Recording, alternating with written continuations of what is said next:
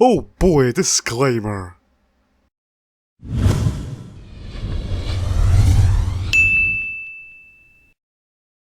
Wrestling.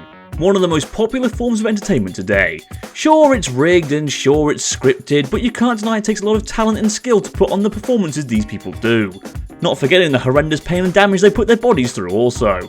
And whilst the big spots and crazy bumps are things that get the fans' attention, the thing that keeps that attention and really draws them in is the stories. Not just the in-ring psychology either, but the actual storylines the matches revolve around.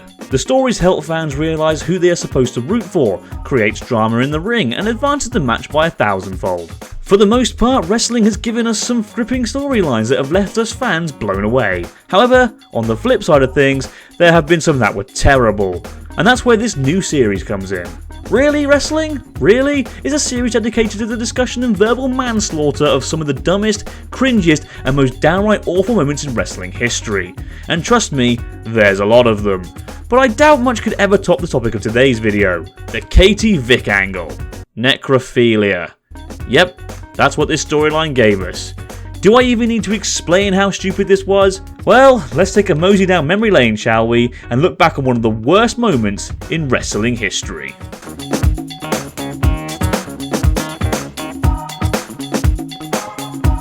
So the build up to this storyline started on Raw Roulette on the 7th of October 2002.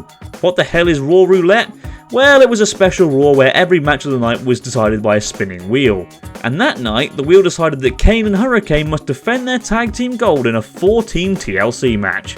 Oh wait, it would be silly having both champions defending the titles, so to put a stop to that nonsense, Hurricane got attacked by Triple H and Ric Flair backstage. Because, heels are bad? Yeah, that's the legit excuse for it. Trips and Flair had been trying to screw around with Kane for a few weeks leading up to this for no bloody reason other than the fact that they were heels. So Kane won the damn match solo, and being honest, it was a good match. It was even nominated for Match of the Year. After the match, Trips and Rick came out to the ring, with Trips saying he knew about Kane's secret. What was said secret? That Kane was a murderer. That's right, Kane. You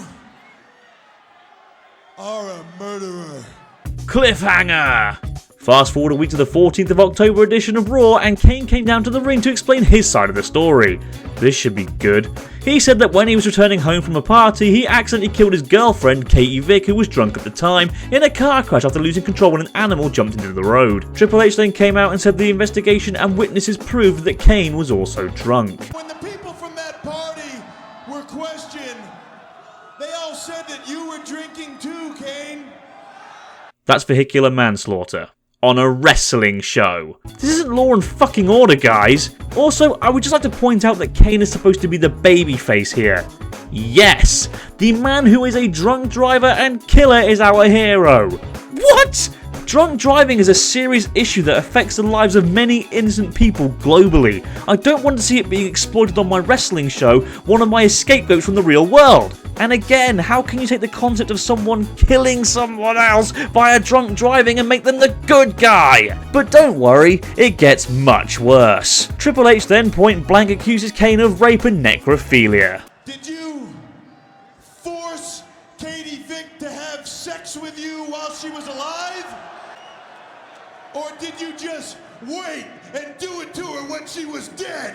How the hell can you justify this crap? That Sunday was No Mercy 2002. Trips beat Kane in a shite match to unify the World Heavyweight and Intercontinental titles.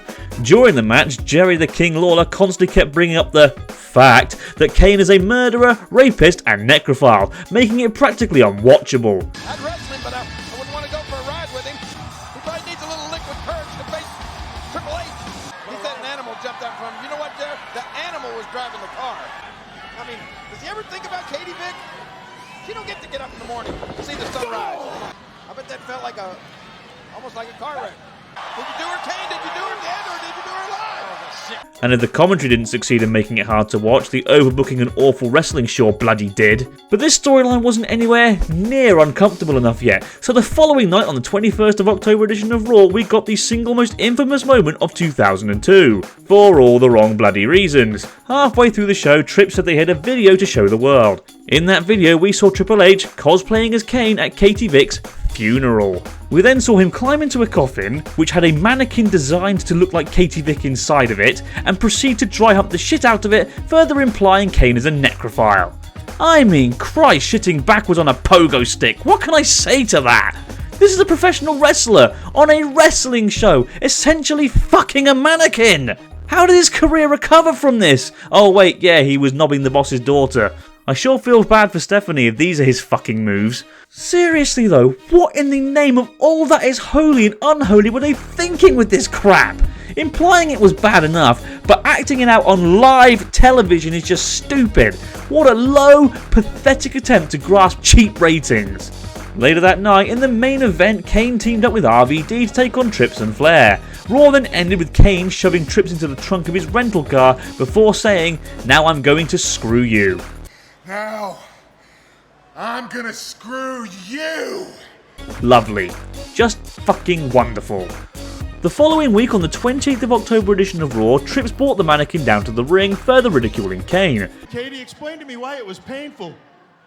Well, you see, it turns out that Kane had a burnt little wiener.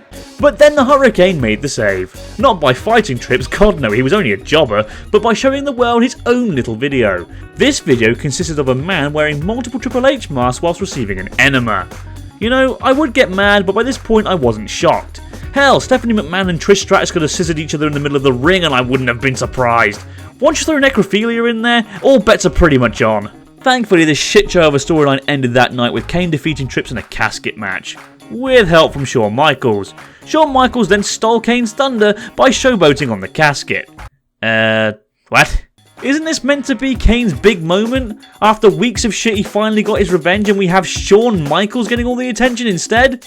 Of course, this was set up a Triple H and Shawn Michaels feud. Yes, this perverted storyline was just a build-up to a Shawn vs Trips storyline. Brilliant.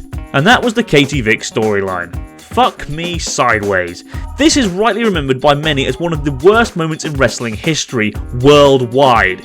People give WCW shit due to their dumb writing, but at least it never went as far as bringing manslaughter, rape, and necrophilia into the mix.